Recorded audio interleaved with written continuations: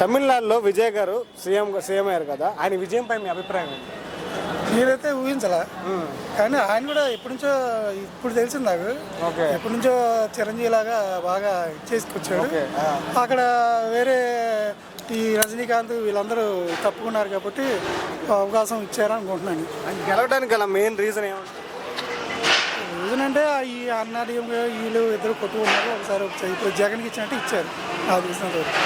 Next వీడు ఇప్పుడు నాకు తెలిసిన చోటుగా ఇప్పుడు విజయ్ కూడా మంచి భవిష్యత్తు ఉందనుకున్నాను. ఎందుకంటే పొద్దున్న న్యూస్లో చూశాను, వాడు స్టాలిన్ దగ్గరికి వెళ్ళి ఎప్పుడు ఏంటంటే ఈ గవర్నమెంట్ వస్తే వాళ్ళు లోపల అలా చేసుకుంటూ పోతే నమ్మారు.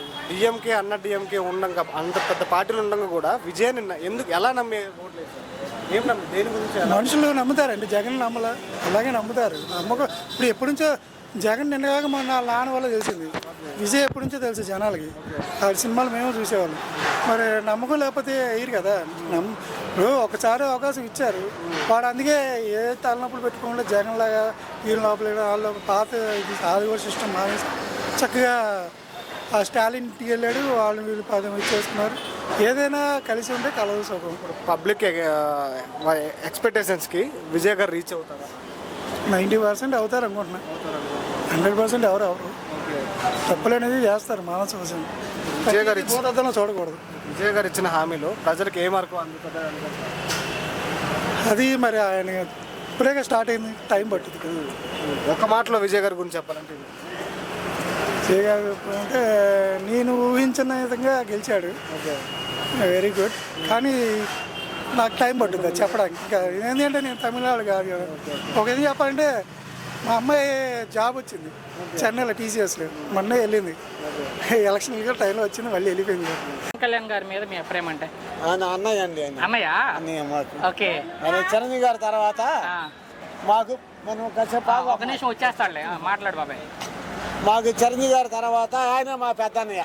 అని వయసులో నీకన్నా చాలా చిన్నవాడు అనుకుంటాను నేను అనుకోవడం. అయినా కూడా ఎందుకు అన్నయ్య అంటున్నా పవన్ కళ్యాణ్ గారిని?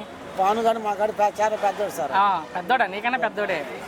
ఇష్టం పవన్ కళ్యాణ్ గారు అంటే? మాకేందండి సార్, మేము వ్యాపారం కాబట్టి సార్, కష్టం చేసి బతకడం కాబట్టి సార్, మా మొక్కలు ఎలా ఉంటాయి. అవునులే, ఆయన పెద్ద ఆయన. సరే ఇప్పుడు పవన్ కళ్యాణ్ గారు రాష్ట్రానికి ఉప ముఖ్యమంత్రిగా ఉన్నారు, సీఎం గారి తర్వాత సీఎం అయినా ఎలా ఉంది పవన్ కళ్యాణ్ గారి పనితీరు? బ్రహ్మాండం original.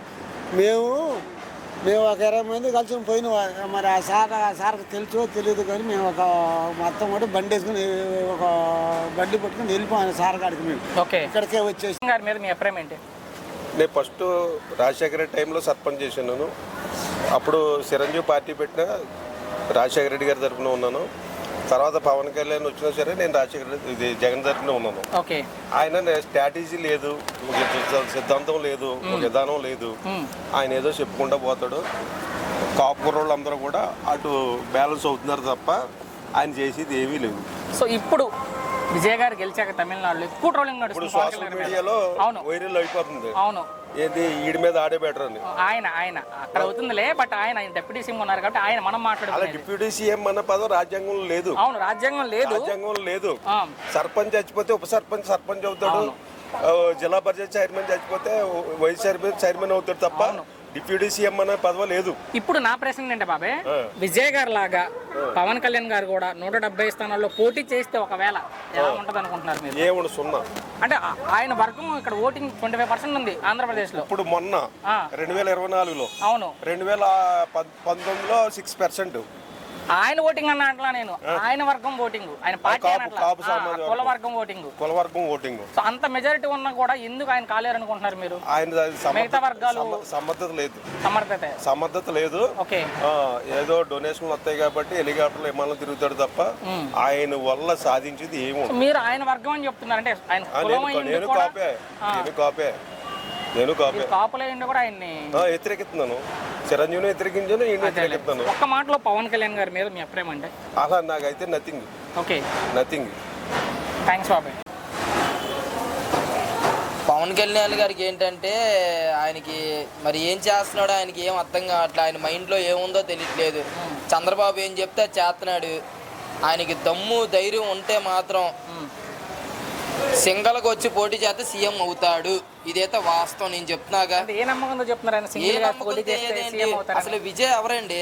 Cinema hero. Cinema hero CM అయిపోయాడు పాపం.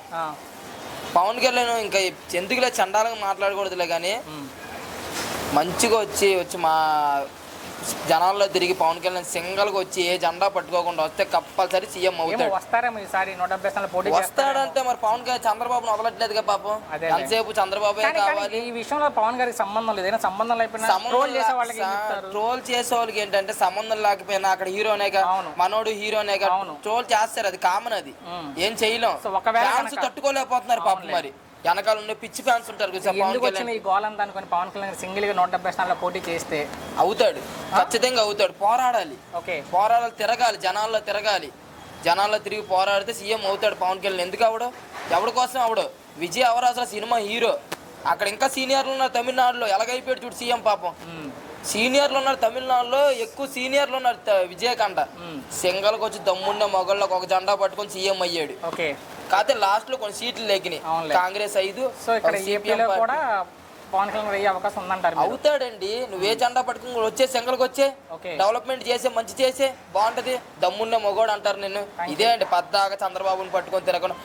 ఏంటి పద్దాక చంద్రబాబు పక్కనేనా నీ ఫ్యాన్స్? నువ్వు నీ ఫ్యాన్స్ నీ పరువు తీస్తున్నావు. నువ్వు అనుకుంటున్నావు చాలా మంది నీ ఫ్యాన్స్ తిట్టుకుంటున్నారు తెలుసా. నువ్వు ఫస్ట్లో ఎగిరావు, ఇప్పుడు ఫస్ట్లో ఎగిరావు, ఇప్పుడు ఎందుకు ఎగరట్లేదు నువ్వు? అది చేసేస్తా, ఇచ్చేసేస్తా, జగన్ నీ అంతు చూస్తా జగన్ అన్నావు. మీ అభిప్రాయం ఏంటి? Definitely he's a great guy. Definitely. ఎందుకు అని అంటే ఇప్పుడు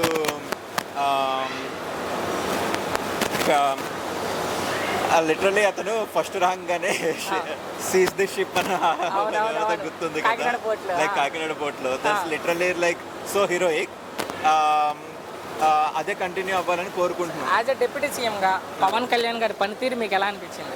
yeah, he is doing great అండి. Like literally I'm from Srikakulam.